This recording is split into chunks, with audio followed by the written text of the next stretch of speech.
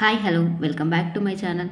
ఈరోజు వీడియోలో అన్ని పోటీ పరీక్షలకు ఉపయోగపడే ఇండియన్ హిస్టరీ సబ్జెక్ట్లోని ఆధునిక భారతదేశ చరిత్ర మోడర్న్ హిస్టరీ గురించి వివరంగా తెలుసుకుందాం. ఈ మోడర్న్ హిస్టరీలోని టాపిక్స్ ఒక్కొక్క సిరీస్గా అప్లోడ్ చేస్తాను. ఇది అప్లోడ్ చేసిన వెంటనే దీనికి సంబంధించిన బిట్స్ కూడా అప్లోడ్ చేస్తాను. ఇంట్రెస్ట్ ఉన్న వాళ్ళు తప్పకుండా ఛానల్ని సబ్స్క్రైబ్ చేసుకుని వీడియో చూడండి. ఇందులోని ఫస్ట్ టాపిక్ ఐరోపా వర్తకుల రాక. అసలు ఐరోపా వర్తకులు ఏ విధంగా మన దేశానికి వచ్చారు, ఎందుకు వచ్చారు అనేది క్లియర్గా ఈ వీడియోలో చూద్దాం. ఫస్ట్ మన ఇండియాలోకి పోర్చుగీస్ వాళ్ళు వచ్చారు, దాని తర్వాత డచ్, ఆ తర్వాత బ్రిటిష్ వాళ్ళు రావడం జరిగింది. వారి తర్వాత డానిష్ వాళ్ళు వచ్చారు, వారి తర్వాత ఫ్రెంచ్ వారు వచ్చారు. ఇలా ఒకరి తర్వాత ఒకరు విదేశీ దేశస్తులు అయితే మన దేశానికి రావడం జరిగింది. ఫస్ట్ వచ్చింది మన దేశానికి పోర్చుగీస్ వాళ్ళు. పోర్చుగీస్ నావికుడైన వాస్కోడిగామా అందరికీ ఐడియా ఉంటారు. వాస్కోడిగామా భారతదేశానికి సముద్ర మార్గాన్ని అయితే కనుగొన్నారు. అది ఎప్పుడు కనుగొన్నారు? 1498లో సముద్ర మార్గాన్ని కనుక్కున్న తర్వాత క్యాలికట్ అనే ప్రదేశానికి అయితే చేరుకోవడం జరిగింది. అప్పుడు ఆ క్యాలికట్ ప్రదేశాన్ని జామరన్ అనే పాలకుడు పరిపాలిస్తున్నాడు. సో వాస్కోడిగామా క్యాలికట్కి చేరుకున్న తర్వాత జామరన్ వాస్కోడిగామాని అయితే స్వాగతించడం జరిగింది.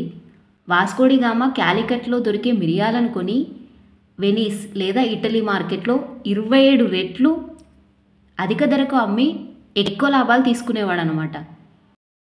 అసలు ఈ పోర్చుగీస్ వాళ్ళు మన భారతదేశానికి మిరియాల కోసం ఎందుకు వచ్చారు అంటే ఐరోపా వర్తకులు వాళ్ళు తినే మాంసాన్ని అంటే నాన్ వెజ్ని నిల్వ ఉంచడం కోసం మిరియాలని వాడేవారట.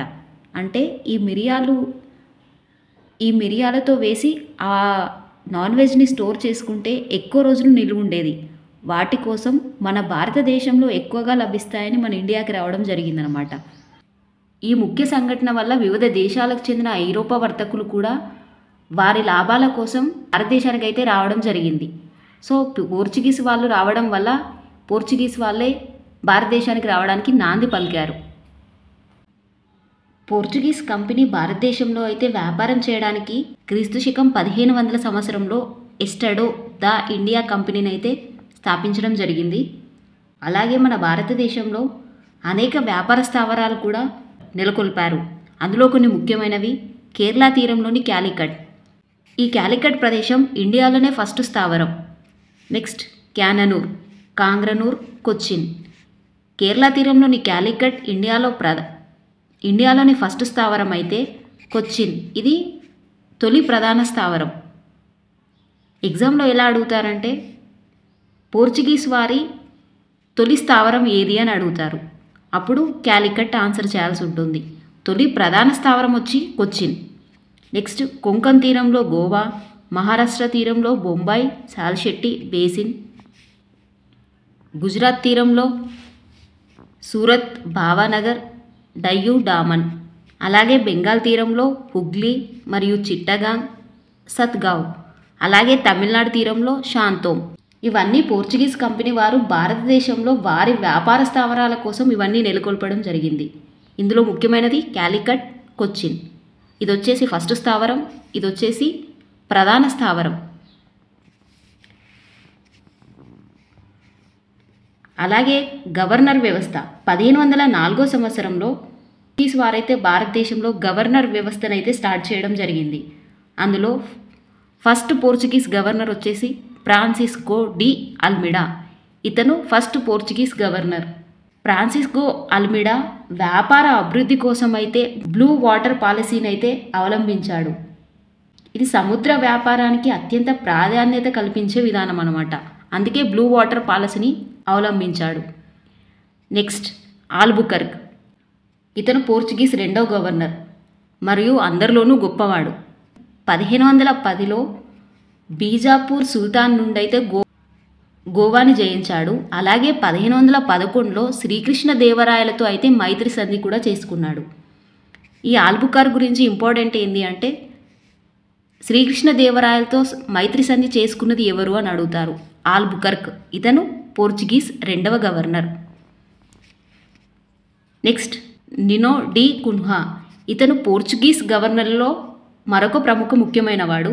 1503లో ఇతను పోర్చుగీస్ ప్రధాన స్థావరమైన కొచ్చిన్ని గోవాకి అయితే మార్చడం జరిగింది. ఫస్ట్ ప్రధాన స్థావరం వచ్చేసి మనకు కొచ్చిన్ అని చెప్పాను కదా, ఆ కొచ్చిన్ని ఇతను గోవాకు చేంజ్ చేయడం జరిగింది. నెక్స్ట్ పోర్చుగీస్ ఆధిపత్యం అంతం. దాదాపు 100 సంవత్సరాల పాటు పోర్చుగీస్ వర్తకులు భారతదేశ వ్యాపారంపై అయితే గుత్తాధిపత్యం చెలాయించారు. తర్వాత శతాబ్దం ప్రారంభం నుండి అయితే ఇతర ఐరోపా వర్తకుల నుంచి అయితే వీళ్ళు తీవ్ర పోటీ ఎదుర్కొన్నారు. భారతదేశ పాలకులతో మరియు ఐరోపా వర్తకులతో నిరంతర యుద్ధాలు చేసి పోర్చుగీస్ వాళ్ళైతే తమ స్థావరాలను అయితే కోల్పోయారు. తమ స్థావరాలను అలాగే తమ ఆధిపత్యాన్ని కూడా కోల్పోయారు. ముఖ్యంగా ఈ సంఘటనల వల్ల అయితే వీరి ఆధిపత్యం అయితే కోల్పోవడం జరిగింది. అవేంటి అంటే 1631లో మొఘల్ చక్రవర్తి అయిన షాజహాన్ ఉంటాడు కదా, షాజహాన్ బెంగాల్ నుండి అయితే తరుముకొట్టి ఆ బెంగాల్ స్థావరాలను అయితే షాజహాన్ స్వాధీనం చేసుకున్నాడు. నెక్స్ట్ 1661లో పోర్చుగీస్ వారు బొంబాయిని బ్రిటిష్ రాజైన చార్లెస్ టూకు వరకట్నంగా ఇచ్చారు. అంటే పోర్చుగీస్ వాళ్ళు బొంబాయిని బ్రిటిష్ రాజైన చార్లెస్ టూకు అయితే వరకట్నంగా ఇవ్వడం జరిగింది.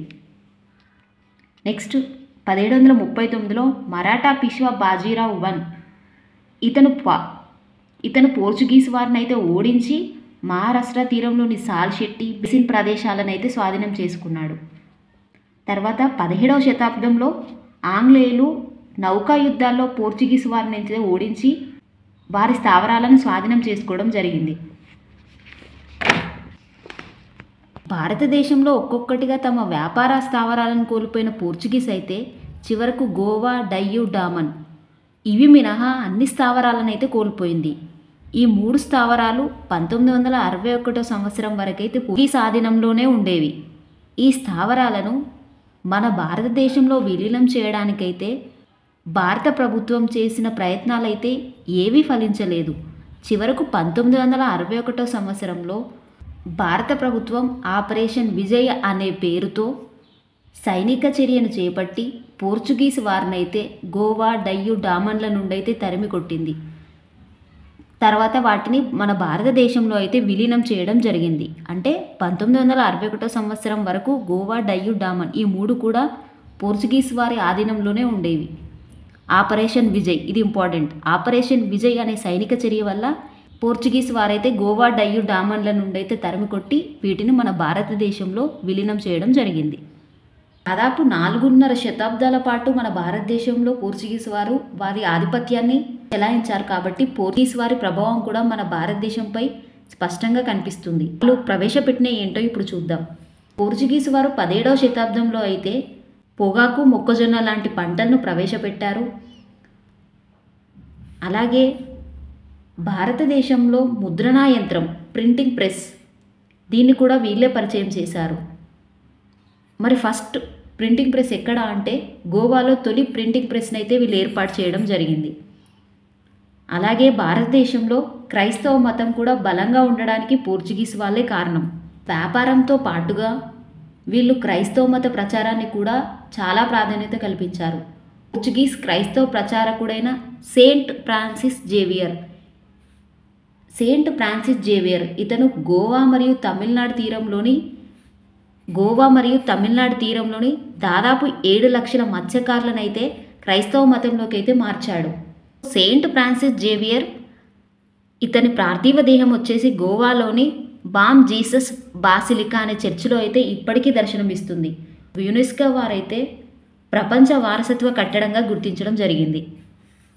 సెయింట్ ఫ్రాన్సిస్ జేవియర్ ఇతని పార్థివ దేహం గోవాలో ఉంది. బామ్ జీసస్ బాసిలికా అనే చర్చిలో ఉంది. దీన్ని యునెస్కో ప్రపంచ వారసత్వ కట్టడంగా గుర్తించారు. పోర్చుగీస్ తర్వాత మన దేశానికి వచ్చింది డచ్ వారు. హాలాండ్ లేదా నెదర్లాండ్ దేశస్థులను డచ్ అంటారు. 1602లో Dutch United East India Company అయితే స్థాపించారు. దీని యొక్క తొలి స్థావరం ఇండోనేషియాలో ఏర్పాటు చేయడం జరిగింది. ఆ తర్వాత వీరు మన భారతదేశానికి రావడం జరిగింది. మరి ఇండియాలో వీరి స్థావరాలు ఎక్కడెక్కడ ఉన్నాయి అంటే ఆంధ్ర తీరంలోని స్థావరాలు వచ్చేసి మచిలీపట్నం డచ్ వారి యొక్క తొలి స్థావరం.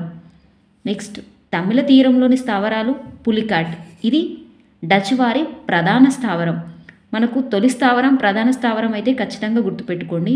మచిలీపట్నం ఏమో డచ్ వారి తొలి స్థావరం. నెక్స్ట్ డచ్ యొక్క ప్రధాన స్థావరం వచ్చేసి పులికాట్.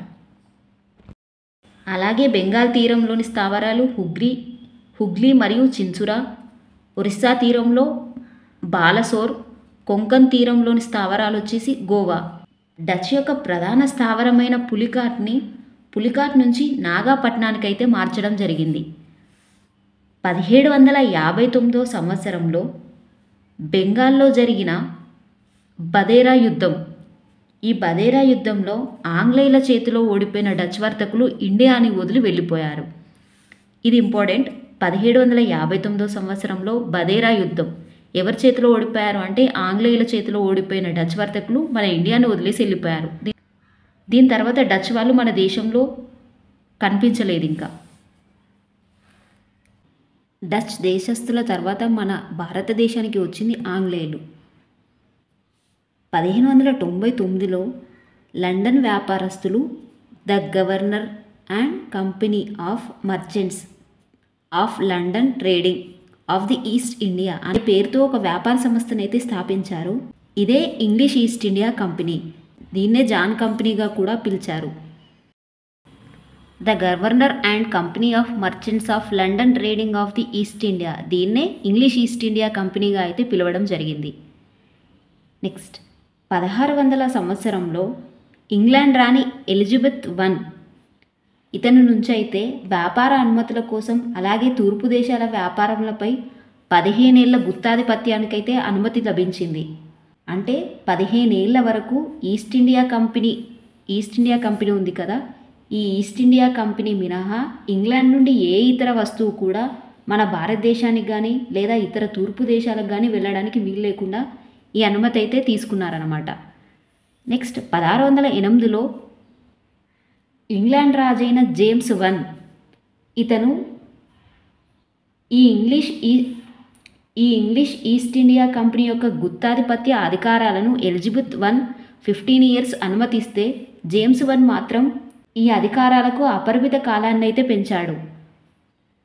దీని ఫలితంగా భారత వ్యాపారంపై అయితే ఇంగ్లీష్ ఈస్ట్ ఇండియా కంపెనీ యొక్క గుత్తాధిపత్య అధికారాలు 1813 సంవత్సరం వరకైతే కొనసాగాయి.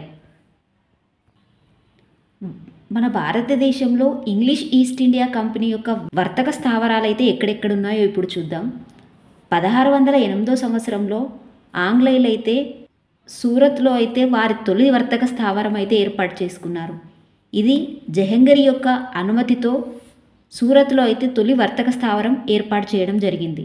నెక్స్ట్ 1611 సంవత్సరంలో తూర్పు తీరంలో అయితే ఆంగ్లేయులు తొలి వర్తక స్థావరం మచిలీపట్నంలో అయితే ఏర్పాటు చేసుకున్నారు. అదే సంవత్సరంలో ఆంగ్లేయులు గ్లోబ్ అనే నౌకలో కెప్టెన్ హిప్పాన్ నాయకత్వంలో మచిలీపట్నం చేరుకున్న తర్వాత ఆనాటి గోల్కొండ సుల్తాన్ ఉన్నారు కదా, మహమ్మద్ కూలీ కుతుబ్ షా, అప్పుడు గోల్కొండాన్ని పరిపాలిస్తుంది మహమ్మద్ కూలీ కుతుబ్ షా. ఇతని యొక్క అనుమతితో వ్యాపార స్థావరాన్ని అయితే మచిలీపట్నంలో ఏర్పాటు చేసుకోవడం జరిగింది. నెక్స్ట్ 1651లో బెంగాల్లోని హుగ్లీ వద్ద వీరి యొక్క వ్యాపార స్థావరాన్ని కూడా ఏర్పాటు చేసుకున్నారు. ఇది బెంగాల్లో ఆంగ్లేయుల తొలి స్థావరం హుగ్లీ. మన భారతదేశంలో వీరి యొక్క తొలి వర్తక స్థావరం భారతదేశంలో అయితే సూరత్, అదే మన తెలుగు స్టేట్స్లలో వచ్చేసి తూర్పు తీరంలో మచిలీపట్నం. భారతదేశంలో ఇంగ్లీష్ ఈస్ట్ ఇండియా కంపెనీ 3 ప్రధాన స్థావరాలను కూడా ఏర్పాటు చేసుకోవడం జరిగింది. ఆంగ్లేయులు కొన్ని స్థలాలను సేకరించి వాటిని మహానగరాలుగా నిర్మించి వాటినైతే ప్రధాన స్థావరాలుగా మార్చుకున్నారు.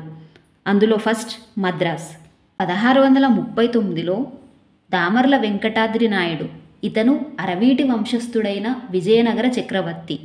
ఇతడు 3వ వెంకటపతి రాయుడు అనుమతితో మద్రాస్ ప్రాంతాన్నైతే ఫ్రాన్సిస్ డే అనే ఆంగ్లేయ వ్యక్తికైతే ఈ ప్రాంతాన్ని ఇచ్చేయడం జరిగింది. ఫ్రాన్సిస్ డే ఈ ప్రాంతాన్ని మహానగరంగా నిర్మించాడు. ఈ మహానగరానికి దామర్ల వెంకటాద్రి నాయుడు వారి తండ్రి చెన్నప్ప పేరుతో అయితే చెన్నాపట్నం అని పేరు పెట్టాడు. తర్వాత దీన్ని మద్రాసుగా, ఆ తర్వాత చెన్నైగా అయితే పిలుస్తున్నారు. అంటే దామర్ల వెంకటాద్రి నాయుడు అనే విజయనగర చక్రవర్తి 3వ వెంకటపతి రాయుడు అనుమతితో మద్రాస్ ప్రాంతాన్నైతే ఫ్రాన్సిస్ డే అనే ఆంగ్లేయ వ్యక్తికైతే ఇవ్వడం జరిగింది. ఇతను ఆ పట్టణాన్ని మహానగరంగా మార్చి చెన్నాపట్నం అని పేరు పెట్టాడు. దాని తర్వాత అది మద్రాసుగా, తర్వాత చెన్నైగా మారింది. అలాగే అక్కడ సెయింట్ జార్జ్ ఫోర్ట్ అనే కోటను కూడా నిర్మించాడు. ఆంగ్లేయులు తమ ప్రధాన స్థావరమైన ఆమ్గావ్ని మద్రాసుకైతే మార్చడం జరిగింది. అంటే ఆంగ్లేయుల యొక్క ప్రధాన స్థావరం ఆమ్గావ్, వీరి యొక్క తొలి స్థావరం ఇండియాలో సూరత్, అలాగే ప్రధాన స్థావరం వచ్చేసి ఆమ్గావ్. ఈ ఆమ్గావ్ని మద్రాసుకైతే మార్చడం జరిగింది. మన భారతదేశంలో ఇంగ్లీష్ ఈస్ట్ ఇండియా కంపెనీ స్థలాలను సేకరించి మహానగరాలుగా నిర్మించింది అని చెప్పాను కదా. మొత్తం 3 ప్రధాన స్థావరాలను అయితే నిర్మించడం జరిగింది. అందులో ఫస్ట్ మద్రాస్, సెకండ్ బొంబాయి. 1661లో పోర్చుగీస్ వారైతే బొంబాయి ప్రాంతాన్ని బ్రిటిష్ రాజైన చార్లెస్ టూకి అయితే వరకట్నంగా ఇవ్వడం జరిగింది. చార్లెస్ టూ బొంబాయి ప్రాంతాన్ని ఈస్ట్ ఇండియా కంపెనీ అధికారి అయిన జెరాల్డ్ అంగిర్కి అయితే బహుమతిగా ఇచ్చాడు. అంటే పోర్చుగీస్ వాళ్ళు బొంబాయి ప్రాంతాన్ని చార్లెస్ టూకు వరకట్నంగా ఇస్తే దాన్ని ఈ Charles two east India company అధికారి అయిన జెరాల్డ్ అంగిర్కి అయితే బహుమానంగా ఇవ్వడం జరిగింది. నెక్స్ట్ మహానగరాలలో 3వది కలకత్తా. బ్రిటిష్ అధికారి అయిన జాబ్ చార్నెక్ బెంగాల్లో కాలికతా, గోవిందపూర్ మరియు సత్నౌతి అనే ఈ 3 గ్రామాలను కలిపి మొఘల్ గవర్నర్ అనుమతితో కొనుగోలు చేసి దాన్ని కలకత్తా నగరంగా మార్చాడు. అలాగే ఇంగ్లాండ్ రాజైన విలియం III పేరుతో ఫోర్ట్ విలియం అనే కోటను కూడా నిర్మించాడు. ఎక్కడ? కలకత్తాలో. ఈ 3 గ్రామాలను కలిపైతే కలకత్తా మహానగరంగా స్థాపించాడు. అలాగే ఇంగ్లాండ్ రాజైన విలియం III పేరుతో అక్కడ ఫోర్ట్ విలియం అనే కోటను కూడా నిర్మించాడు. ఈ ఫోర్ట్ విలియం కోట ఎక్కడుంది అంటే కలకత్తాలో. అది హుగ్లీ నది పక్కనుంది. నేను రిఫర్ చేసిన బుక్లో కొన్ని పాయింట్స్ లేవు కాబట్టి ఇలా నేను పెన్సిల్తో నోట్ చేసుకున్నాను. మీకు అర్థమయ్యేలా మీరు నోట్ చేసుకోండి. నెక్స్ట్ మన ఆంగ్లేయుల తర్వాత మన భారతదేశానికి ఎంటర్ అయింది డానిష్ లేదా డేన్స్ దేశస్థులు. డెన్మార్క్ దేశ పౌరులనైతే డేన్స్ లేదా డానిష్ అంటారు. వీళ్ళు 1616లో డానిష్ ఈస్ట్ ఇండియా కంపెనీ అయితే స్థాపించారు. వీరు తమిళనాడు తీరంలో ఈ ట్రాకుంబర్లో వీరి యొక్క తొలి స్థావరాన్ని అయితే ఏర్పాటు చేసుకోవడం జరిగింది.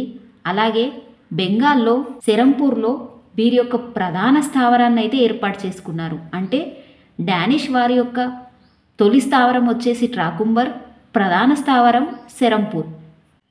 1845లో డానిష్ వాళ్ళు తమ స్థావరాలన్నింటినీ ఆంగ్లేయులకైతే అమ్మేసి డేన్స్ దేశస్తులు మొత్తం భారతదేశాన్ని అయితే వదిలి వెళ్ళిపోయారు. అందుకే వీళ్ళ గురించి చదువుకోవడానికి ఏమీ ఉండదు. తొలి స్థావరం ట్రాకుంబర్, ప్రధాన స్థావరం వచ్చేసి సెరంపూర్. ఎందుకంటే వీళ్ళ స్థావరాలన్నీ ఆంగ్లేయులకు అమ్మేసి డేన్స్ దేశస్తులైతే మన భారతదేశాన్ని వదిలి వెళ్ళిపోవడం అయితే జరిగింది. నెక్స్ట్ డానిష్ తర్వాత మన భారతదేశానికి వచ్చింది ఫ్రెంచ్. భారతదేశానికి వర్తకం నిమిత్తం వచ్చిన ఐరోపా వారిలో ఫ్రెంచ్ చివరి వారు. అంటే మన భారతదేశంలో ఫస్ట్ పోర్చుగీస్ వాళ్ళు వచ్చారు, డచ్ వాళ్ళు వచ్చారు, ఆ తర్వాత బ్రిటిష్ వాళ్ళు, ఆ తర్వాత డానిష్ వాళ్ళు వచ్చారు, లాస్ట్గా వచ్చింది ఫ్రెంచ్ దేశస్తులు. మరి వీరి యొక్క కంపెనీ పేరేంటి అంటే 1664లో అయితే దీన్ని స్థాపించడం జరిగింది. అదే ఫ్రెంచ్ ఈస్ట్ ఇండియా కంపెనీ. మరి ఫ్రెంచ్ వారి వర్తక స్థావరాలు ఎక్కడెక్కడున్నాయనేది ఇప్పుడు చూద్దాం. వీరి యొక్క తొలి స్థావరం వచ్చేసి సూరత్. దీన్ని ఫ్రాంకోయిస్ కారన్ స్థాపించాడు. వీరి తొలి స్థావరం సూరత్. నెక్స్ట్ ఆంధ్ర తీరంలో వచ్చేసి మచిలీపట్నం, యానం. తమిళనాడులో కరైకల్, కేరళ తీరంలో మాహే, బెంగాల్ తీరంలో చంద్రనాగూరు. ఫ్రాంకోయిస్ మార్టిన్ ఇతను ఫ్రెంచ్ అధికారి. ఫ్రెంచ్ అధికారి అయిన ఫ్రాంకోయిస్ కారనేమో తొలి స్థావరాన్ని సూరత్లో స్థాపిస్తే ఫ్రెంచ్ అధికారి అయిన ఫ్రాంకోయిస్ మార్టిన్, అతను కారన్, ఇతను మార్టిన్. ఈ అధికారి ఫ్రాంకోయిస్ మార్టిన్ అక్కడ ఉన్న స్థానిక పాలకుడైన షేర్ఖాన్ లోడి నుంచి అయితే కొంత ప్రాంతాన్ని పొందాడు. అక్కడే పాండిచ్చేరి అనే నగరం నిర్మించాడు. ఈ ఫ్రాంకోయిస్ మార్టిన్ స్థానిక పాలకుడైన షేర్ఖాన్ లోడి దగ్గర నుండి అయితే కొంత ప్రాంతం తీసుకోవడం జరిగింది. ఆ ప్రాంతాన్నే పాండిచ్చేరి నగరంగా ఫ్రాంకోయిస్ మార్టిన్ అయితే నిర్మించారు. ఫ్రెంచ్ వారి ప్రధాన స్థావరం పాండిచ్చెర్రి. ఈ పాండిచ్చెర్రే ఫ్రెంచ్ వారి ప్రధాన స్థావరం అయింది. అలాగే ఫ్రాంకోయిస్ మార్టిన్ భారతదేశంలో తొలి ఫ్రెంచ్ గవర్నర్గా అయితే నియమించబడ్డాడు. ఫ్రాంకోయిస్ కారన్ తొలి స్థావరం సూరత్లో స్థాపిస్తే ఫ్రాంకోయిస్ మార్టిన్ అక్కడ స్థానికంగా పాలిస్తున్న షేర్ఖాన్ లోడి నుండి కొంత ప్రాంతాన్ని తీసుకొని అక్కడ పాండిచ్చెర్రి నగరం అయితే నిర్మించాడు. ఈ పాండిచ్చెర్రే ఫ్రెంచ్ వారి ప్రధాన స్థావరమైంది. అలాగే ఈ ఫ్రాంకోయిస్ మార్టిన్ ఇండియాలోనే తొలి ఫ్రెంచ్ గవర్నర్గా అయితే నియమించబడ్డాడనమాట. మన దేశానికి వచ్చిన ఐరోపా వర్తకుల్లో ఇంగ్లాండ్ మరియు ఫ్రెంచ్ ఈ రెండు కూడా అగ్రరాజ్యాలు కావడంతో ఈ రెండు దేశాల కంపెనీల మధ్య అయితే కొన్ని దశాబ్దాల పోరాటం అయితే కొనసాగింది. ఆంగ్లేయులకు మరియు ఫ్రెంచ్ వారికి మధ్య జరిగిన 3 యుద్ధాలను అయితే కర్ణాటిక్ యుద్ధాలు అంటారు. అలాగే వాటిని ఆంగ్లో ఫ్రెంచ్ యుద్ధాలు అని కూడా పిలుస్తారు. ఆంగ్లేయులు ఫ్రెంచ్ వారి మధ్య జరిగిన యుద్ధాలు కాబట్టి వాటిని ఆంగ్లో ఫ్రెంచ్ యుద్ధాలు అంటారు. మరి వాటిని కర్ణాటిక్ యుద్ధాలను ఎందుకు పిలుస్తారు? ఆ యుద్ధాలు ఏంటో వాటి గురించి డీటెయిల్డ్గా నెక్స్ట్ వీడియోలో తెలుసుకుందాం. ఈ టాపిక్ పార్ట్ 2 కోసం అయితే ఛానల్ని సబ్స్క్రైబ్ చేసుకొని చూడండి. ఈ వీడియో కనుక మీకు నచ్చినట్లయితే లైక్ చేయడం మర్చిపోకండి. Thank you for watching.